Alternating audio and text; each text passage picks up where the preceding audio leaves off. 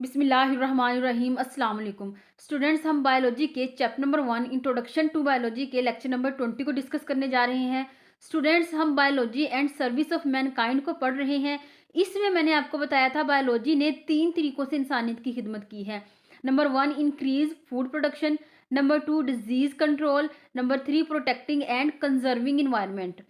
हम increase in food production पढ़ चुके हैं। आज हमने पढ़ना है डिजीज कंट्रोल। डिजीज, ये वर्ड 2 वर्ड से मिलकर बना है, डिस एंड ईज। ईज का मतलब है इजी और डिस का मतलब है अनईजी, यानी ऐसी सिचुएशन जिसमें बॉडी अनकंफर्टेबल फील करती है, इसे डिजीज कहते हैं। तो डिजीज कंट्रोल में सबसे पहले लिखा है there has been fantastic progress in the case of health and disease, यानी बायोलॉजी ने डिजीज और हेल्थ के मामले में बहुत ज्यादा तरक्की की है। 3 pronged action are usually taken against various diseases. Prong का मतलब होता है स्टेप्स, यानी किसी भी बीमारी का खात्मा करने के लिए हम 3 स्टेप पर मुश्तमिल एक्शन लेते हैं। वो 3 स्टेप कौन से हैं? Number 1 preventive measures, number 2 vaccination या हम इसे कह सकते हैं इम्यूनाइजेशन, नंबर 3 ड्रग ट्रीटमेंट और जीन थेरापी। प्रिवेंटिव मेजर का मतलब होता है हिफाजती इकदाम, यानी सबसे पहले हमारी कोशिश होती है कि हमें बीमारी ही ना हो, इसलिए हम करते हैं प्रिवेंटिव मेजर यानी हिफाजती इकदाम। नंबर 2, अगर हमारे अंदर जर्म्स चले भी गए हैं तो हमारा बॉडी सिस्टम इतना मजबूत होना चाहिए कि हम इस बीमारी से लड़ सकें। इसके लिए हम करवाते हैं वैक्सीनेशन या इम्यूनाइजेशन, जो हमारी कुव्वत मुदाफ़त को बढ़ा देता है। और नंबर 3 है, अगर हमारा इम्यून सिस्टम भी फेल हो जाए और हम बीमार ही हो जाएं तो आखिरी हल है ड्रग ट्रीटमेंट या जीन थेरापी। तो सबसे पहले हम डिस्कस करेंगे प्रिवेंटिव मेजर्स, हिफाजती इकदाम। किसी भी बीमारी से बचने के लिए जो इकदाम किए जाएं वो प्रिवेंटिव मेजर कहलाएंगे। The advances in biological sciences provided us information about, यानी बायोलॉजिकल साइंसेज ने जो तरक्की की है इसने हमें इंफॉर्मेशन दी है किसके बारे में? Positive agent. पॉजिटिव एजेंट क्या होते हैं? जो बीमारी कॉज करते हैं। अब इसका फायदा क्या होता है? जैसे हमें अपने दुश्मन का पता ना हो और बज़ाहिर हमें लग रहा हो कि हमें नुकसान हो रहा है और दुश्मन का पता ही नहीं है, तो दुश्मन के खिलाफ लड़ना बड़ा मुश्किल हो जाएगा। तो पॉजिटिव एजेंट हमारा दुश्मन है। अगर इसकी इंफॉर्मेशन हमें ना होती, इसे मारना बड़ा मुश्किल होता। तो बायोलॉजी ने सबसे पहला काम क्या किया? हमें पॉजिटिव एजेंट के बारे में बताया। Number 2 mode of transmission. दुश्मन का पता भी चल जाए लेकिन ये ही ना पता हो कि वो किस रास्ते से हमला करेगा, तो फिर भी इससे निपटना थोड़ा सा मुश्किल हो जाएगा। तो मोड ऑफ ट्रांसमिशन के पॉजिटिव एजेंट किस तरह हमला करता है, ये इन्फॉर्मेशन भी हमें बायोलॉजी ने दी है। तो ये 2 चीजें बायोलॉजी ने हमें बताई हैं कि पॉजिटिव एजेंट क्या है और दूसरा मोड ऑफ ट्रांसमिशन, कि ये फैलता कैसे है, यानी एक ऑर्गेनिज्म से दूसरे ऑर्गेनिज्म तक मुंतकिल कैसे होता है। प्रिवेंटिव मेजर में 2 एग्जांपल दी गई हैं, नंबर 1 एड्स और नंबर 2 हेपेटाइटिस। सबसे पहले हम एड्स को डिस्कस करते हैं। एड्स का मतलब होता है एक्वायर्ड इम्यूनोडेफिशिएंसी सिंड्रोम। सिंड्रोम कहते हैं बीमारी के मजमूए को। ऐसी कोई भी हालत जिसमें काफ़ी ज़्यादा बीमारियां इकट्ठी लग जाएं तो वो सिंड्रोम कहलाएगी। एक्वायर्ड का मतलब है हासिल करना और इम्यूनो का मतलब है कुव्वत मुदाफ़त। डेफिशिएंसी का मतलब है कमी। तो इसका लफ्जी मतलब हुआ कि एक ऐसा शख्स जिसकी बॉडी में कुव्वत मुदाफ़त में कमी आ गई और उसको फिर काफ़ी ज़्यादा बीमारियां लग गई, तो इसे हम एड्स कहेंगे। तो सबसे पहले इस बीमारी के पॉजिटिव एजेंट के बारे में बायोलॉजी ने हमें बताया है। इसका जो पॉजिटिव एजेंट है वो एक वायरस है जिसे हम HIV वायरस कहते हैं। HIV virus stand for human immunodeficiency virus. अब HIV वायरस का मोड ऑफ ट्रांसमिशन क्या है, कि ये वायरस फैलता कैसे है? सबसे पहले लिखा है फ्री सेक्सुअल कॉन्टैक्ट, यानी सोसाइटी में बहुत से ऐसे लोग हैं जो फ्री सेक्सुअल कॉन्टैक्ट करते हैं। इनका सेक्सुअल कॉन्टैक्ट किसी भी शख्स के साथ है। फॉर एग्जांपल एक फीमेल है, इसमें HIV वायरस मौजूद है। अगर कोई शख्स इस फीमेल के साथ सेक्सुअल कॉन्टैक्ट करता है तो वो वायरस इस शख्स के अंदर भी चला जाएगा। फिर अगर यही शख्स किसी और के साथ सेक्सुअल कॉन्टैक्ट करेगा तो ये वायरस उसमें भी ट्रांसफ़र हो जाएगा। तो इस तरह फ्री सेक्सुअल कॉन्टैक्ट से भी HIV वायरस फैलता है। सेकंड लिखा है ब्लड ट्रांसफ्यूजन। फॉर एग्जांपल अगर किसी शख्स के ब्लड में HIV वायरस है और वो अपना ब्लड किसी दूसरे शख्स को डोनेट कर दे, तो जिस शख्स को उसने ब्लड डोनेट किया है इसमें भी HIV वायरस मुंतकिल हो जाएगा। अगला पॉइंट है कंटेमिनेटेड सिरिंजेस, आलूदा सिरिंजें। फॉर एग्जांपल एक सिरिंज आपने किसी एचआईवी पेशेंट को लगाई, वही आलूदा सिरिंज आपने किसी और हेल्दी पर्सन को लगा दी, तो वो एचआईवी वायरस उस हेल्दी पर्सन में भी मुंतकिल हो जाएगा। नेक्स्ट है सर्जिकल इंस्ट्रूमेंट, यानी आपने किसी शख्स का ऑपरेट किया जिसको एड्स है, फिर इन्हीं सर्जिकल इंस्ट्रूमेंट्स को स्टीरिलाइज किए बगैर इनसे किसी और का ऑपरेट कर दिया जाए तो इससे भी एड्स मुंतकिल हो जाता है। अब इस बीमारी का इलाज क्या है? Preventions. Doctor advise us to take precautions on this fronts, यानी डॉक्टर कहते हैं हम एहतियात करें इन पॉइंट्स पे। फ्रंट्स का मतलब है पॉइंट, इन महाज पर। वो कौन से पॉइंट्स हैं जो मैंने अभी आपको बताए हैं? Free sexual contact, blood transfusion, contaminated syringes और surgical instruments, so that we do not contact disease, ताकि हमें ये बीमारी ना हो, क्योंकि ये बीमारी ला इलाज है, which is at present incurable, क्योंकि ये बीमारी ला इलाज है। डॉक्टर्स का कहना है कि हम एहतियात करें इन रास्तों से जिनसे एड्स फैलता है, क्योंकि ये बीमारी इस वक्त ला इलाज है।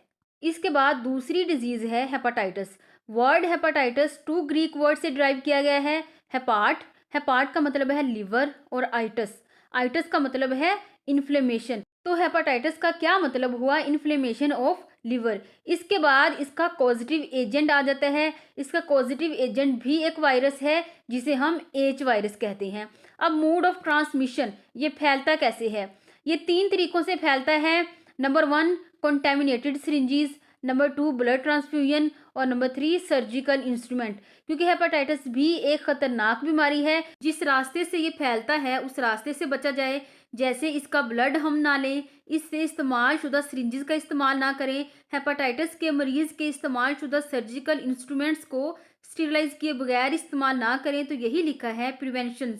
Doctors advises us to be careful and avoid the point of contact. Doctors का कहना है कि हम एहतियात करें और जिस जगह हेपाटाइटिस है इस जगह से बचा जाए। तो ये है प्रिवेंटिव मेजर, या तो पॉजिटिव एजेंट से बचा जाए या फिर मोड ऑफ ट्रांसमिशन से बचा जाए। 2 एग्जांपल्स हैं इसकी, आई होप आपको समझ आ गई होगी। इसके बाद दूसरी चीज़ है वैक्सीनेशन, या हम इसे कहते हैं इम्यूनाइजेशन, कि हमारा इम्यून सिस्टम मजबूत होना चाहिए। अगर जरासीम हमारे अंदर चले भी गए हैं तो हमारा कुव्वत मुदाफ़ती निज़ाम इतना मजबूत होना चाहिए कि हम इसके खिलाफ लड़ सकें। तो इसके लिए वैक्सीनेशन या फिर इम्यूनाइजेशन की जाती है। वैक्सीनेशन क्या है, इसका कॉन्सेप्ट गौर से समझे। सपोज करें ये आपकी बॉडी है। अब हर ऑर्गेनिज्म की बॉडी के अंदर एक नेचुरली इम्यून सिस्टम मौजूद होता है, यानी डिफेंस सिस्टम मौजूद होता है, जिसे हम कुव्वत मुदाफ़ती निज़ाम भी कहते हैं। अब इम्यून सिस्टम किस चीज़ पर मुश्तमिल होता है? ये वाइट ब्लड सेल्स पर मुश्तमिल होता है। जैसे कि मैंने वाइट ब्लड सेल्स बना दिए हैं, आपको नजर आ रहे होंगे। अब ये करता क्या है? जैसे ही हमारी बॉडी में बीमारी पैदा करने वाला वायरस दाखिल होता है, फर्ज करें ये बीमारी पैदा करने वाला वायरस है, जैसे ही ये वायरस हमारी बॉडी के अंदर दाखिल होता है तो हमारे वाइट ब्लड सेल इसे एक एनिमी की तरह डिटेक्ट करते हैं, यानी इसको दुश्मन के तौर पर लेते हैं और इसके खिलाफ एंटीबॉडीज पैदा करते हैं। जैसे ये एंटीबॉडीज आपको नजर आ रही हैं, अब ये एंटीबॉडीज क्या करेंगी? इस वायरस के ऊपर अटैक करेंगी। अब ये एंटीबॉडीज इस वायरस के ऊपर अटैक करके इस वायरस को किल कर देंगी। अब आमतौर पर होता क्या है, जब कोई वायरस आपकी बॉडी में एंटर होता है तो होता क्या है, जैसे ये वायरस आपकी बॉडी में दाखिल हुआ, जब तक वाइट ब्लड सेल इस वायरस के खिलाफ एंटीबॉडीज बनाता है उससे पहले पहले ये वायरस अपनी तादाद में इजाफा करके आपकी बॉडी को बीमार कर देता है। अब वैक्सीनेशन कौन सा प्रोसेस है, इसमें हम क्या करते हैं? फर्ज करें बच्चों को पोलियो के कतरे पिलाए जाते हैं। अब पोलियो के जो कतरे पिलाए जाते हैं, इन कतरों में पोलियो ही के वायरस होते हैं, लेकिन या तो वो वायरस डेड होते हैं या वो वायरस इतने कमज़ोर होते हैं कि वो बीमारी ही पैदा नहीं कर सकते। अब फर्ज करें ये पोलियो का वायरस जिस्म में दाखिल किया गया पोलियो के कतरों के ज़रिए, लेकिन या तो ये वायरस डेड है या फिर इतना वीक है कि ये बीमारी ही पैदा नहीं कर सकता। लेकिन आपके वाइट ब्लड सेल ने इसे दुश्मन के तौर पर डिटेक्ट करना है और इनके खिलाफ वाइट ब्लड सेल ने एंटीबॉडीज बना देनी है। अब फर्ज करें वाइट ब्लड सेल ने इन वायरस के खिलाफ एंटीबॉडीज बना दी और इसे नहीं पता कि ये एक्टिव है या नहीं है। अब एंटीबॉडीज बन गई इस वायरस के खिलाफ। अब जिंदगी में जब भी कभी भी हेल्दी पोलियो का वायरस जैसे ही उस बॉडी में दाखिल होगा, उस बॉडी में एंटीबॉडीज पहले से पड़ी होंगी। अब वो एंटीबॉडीज उस वायरस को उसी वक्त किल कर देंगी। इसे हम कहते हैं वैक्सीनेशन। वैक्सीनेशन वैक्सीन के थ्रू होती है। अब वैक्सीन क्या होती है? वैक्सीन एक ऐसी प्रिपरेशन है, एक ऐसी दवाई है जिसमें जो बीमारी हुई है उसी बीमारी के कमजोर या डेड जरासीम होते हैं। तो यही लिखा है, आ प्रिपरेशन ऑफ डेड जर्म्स, यानी एक ऐसी दवाई जिसमें मरे हुए जर्म्स होते हैं और लिविंग अटेनुएटेड ऑर्गेनिज्म। अटेनुएटेड का मतलब होता है कमजोर, या फिर जिंदा कमजोर ऑर्गेनिज्म होते हैं। दैट इज एडमिनिस्ट्रेड, जब इन्हें बॉडी में दाखिल किया जाता है टू प्रोड्यूस, और अगर बॉडी में एंटीबॉडीज नहीं है तो वैक्सीन जाकर एंटीबॉडीज प्रोड्यूस करवाएगी, और अगर है तो आर्टिफिशियली इंक्रीज इम्यून सिस्टम, तो वो उस इम्यून सिस्टम को इंक्रीज करवा देगी टू अ पार्टिकुलर डिजीज, और इस तरह एक पार्टिकुलर डिजीज से हिफाजत हो सकती है। यानी एक ऐसी प्रिपरेशन जिसमें मरे हुए ऑर्गेनिज्म या फिर कमजोर ऑर्गेनिजम्स को बॉडी में दाखिल किया जाता है ताकि अगर एंटीबॉडीज नहीं हैं तो प्रोड्यूस करवा सके, और अगर हैं तो इनकी तादाद को इंक्रीज करवा सके एक पार्टिकुलर डिजीज से बचने के लिए। नेक्स्ट है vaccination. The procedure of inoculation of vaccine to produce or to increase immunity is called vaccination. यानी वैक्सीनेशन एक ऐसा प्रोसीजर है जिसमें वैक्सीन को बॉडी के अंदर दाखिल किया जाता है ताकि इम्यूनिटी को पैदा या बढ़ाया जा सके। इनोकुलेशन का मतलब है दाखिल करना, तो वैक्सीन को बॉडी के अंदर दाखिल करने का जो तरीकाकार है उसे वैक्सीनेशन कहते हैं। क्योंकि कुछ वैक्सीन ऐसी होती हैं जिनके कतरे आप पीते हो, जैसे पोलियो के कतरे। कुछ वैक्सीन ऐसी हैं जो एज ए इंजेक्शन हम लेते हैं, और कुछ वैक्सीन ऐसी हैं जो नाक में स्प्रे के तौर पर लेते हैं। नेक्स्ट है इम्यूनाइजेशन। बॉडी में इम्यूनिटी का बढ़ना इम्यूनाइजेशन कहलाता है। यानी हमने जो वैक्सीन दी है इस वजह से जो इम्यूनिटी बढ़ी है किसी भी बीमारी के खिलाफ, तो इस प्रोसेस को इम्यूनाइजेशन कहते हैं। डेफिनेशन देख लेते हैं। The phenomenon and increment of immunity due to inoculation of vaccine called immunization. यानी एक ऐसा फिनोमिना जिसमें वैक्सीन को दाखिल करने की वजह से इम्यूनिटी बढ़ती है, इसे इम्यूनाइजेशन कहते हैं। तो वैक्सीन, वैक्सीनेशन और इम्यूनाइजेशन ये तीन टर्म्स हैं, इनमें आपने कंफ्यूज नहीं होना। जैसे जो पोलियो का कतरा है ये एक वैक्सीन है, पोलियो के कतरे को पिलाने का जो अमल है वो वैक्सीनेशन कहलाता है, और पोलियो के कतरे के अंदर जाने के बाद जो पोलियो के खिलाफ इम्यूनिटी पैदा हुई है उसको हम इम्यूनाइजेशन कहते हैं। नेक्स्ट है development of vaccine. Edward Jenner developed this technique in 1796। Next है डेरिवेशन ऑफ नेम, कि वैक्सीन को नाम कैसे दिया गया। क्योंकि एडवर्ड जेनर ने सबसे पहले वैक्सीन के तौर पर जो चीज़ इस्तेमाल की थी वो काओपॉक्स पज थी। अब काओपॉक्स क्या चीज़ है? ये एक बीमारी है जिसमें गाय के ऊपर छोटे छोटे दाने निकलते हैं जिनको हम काओपॉक्स कहते हैं। अब काओपॉक्स के एक दाने से पज यानी पीप ली, और इसे जो है एडवर्ड जेनर ने 8 साल के एक बच्चे में इंजेक्ट कर दिया, और इस पीप ने जाके इस बच्चे में कुव्वते मुदाफत पैदा कर दी काओपॉक्स के अगेंस्ट। इसकी डिटेल हम चैप्टर 5 में पढ़ेंगे। काओपॉक्स इज नोन एज वैका। तो काओ को हम वैका कहते हैं क्योंकि वैका एक लैटिन वर्ड है जिसका मतलब है काओ। फ्रॉम वैका the term vaccine and vaccination is derived, क्योंकि ये सबसे पहले काओ से ली गई थी, और काओ किसे कहते हैं? वैका को, और वैका से ही वर्ड वैक्सीन और वैक्सीनेशन डिराइव हुए हैं। अच्छा, एक बात आपने याद रखनी है, टर्म वैक्सीनेशन ये लुइस पास्चर ने इंट्रोड्यूस की थी, और जो प्रोसीजर है वो एडवर्ड जेनर ने इंट्रोड्यूस करवाया था। ये बात हम चैप्टर 5 में डिटेल में डिस्कस करेंगे। Since then vaccination is carried out to make the people immune from viral and bacterial epidemics. जब से वैक्सीनेशन का प्रोसीजर डिवेल्प हुआ है, डिस्कवर हुआ है, इस वक्त से लेकर आज तक वैक्सीनेशन का अमल इस्तेमाल किया जा रहा है, और लोगों में मुख्तलिफ बीमारियों के खिलाफ कुव्वत मुदाफत पैदा की जा रही है। यानी लोगों को वैक्सीन दी जा रही है, और वो वैक्सीन बैक्टीरिया के खिलाफ भी हो सकती है और वायरस के खिलाफ भी हो सकती है। एपिडेमिक्स का मतलब होता है कोई भी बीमारी जो वबा की सूरत में फैलती हो। जैसे पुराने वक्तों में जो पोलियो थी वो जो है वबा की तरह फैली थी, और जो चीचक थी वो भी वबा की तरह फैली थी।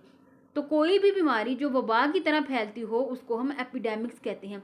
तो ऐसी बीमारी जो ख़तरनाक भी हो और वबा की तरह फैलती हो, चाहे वो बैक्टीरिया की वजह से हो या वायरस की वजह से हो, तो ऐसी बीमारी के खिलाफ लोगों में वैक्सीन की जाती है।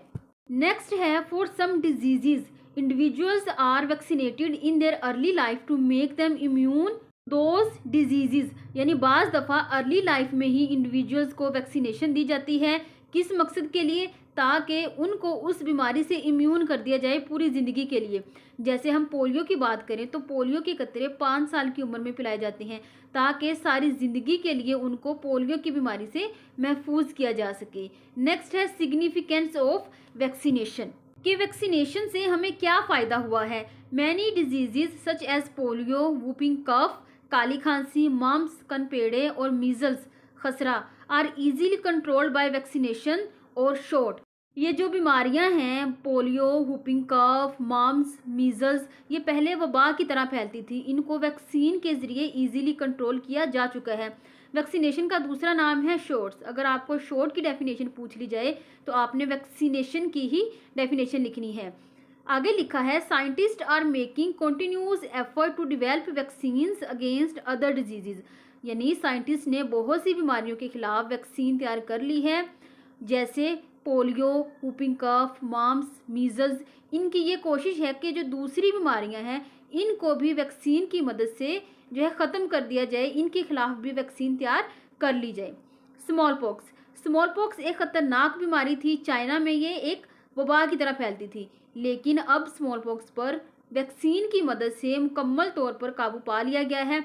तो यही लिखा है it is claimed that small pox has totally eliminated from the world due to vaccination, यानी WHO एक इदारा है जिसने ये दावा किया है कि स्मॉल पॉक्स को दुनिया से ख़त्म किया जा चुका है वैक्सीनेशन की वजह से। AIDS, even vaccine against AIDS is being administered in humans on experimental basis, यानी एड्स के खिलाफ भी साइंटिस्ट ने वैक्सीन तो तैयार कर ली है साउथ अफ्रीका में, ह्यूमंस के अंदर कुछ एक्सपेरिमेंट्स हो रहे हैं लेकिन अब तक इसके पॉजिटिव रिजल्ट नहीं आए। एड्स की भी वैक्सीन तैयार हो चुकी है और एक्सपेरिमेंट्स के बेसिस पर इस्तेमाल भी किया जा रहा है।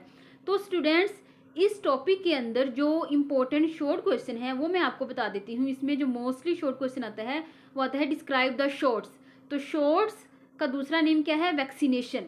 और इसके अलावा लॉन्ग क्वेश्चन पूछ लिया जाता है right a detailed note on vaccination. So students, this is all about today's lecture. If you have any question, do write your question in comment section. Allah Hafiz.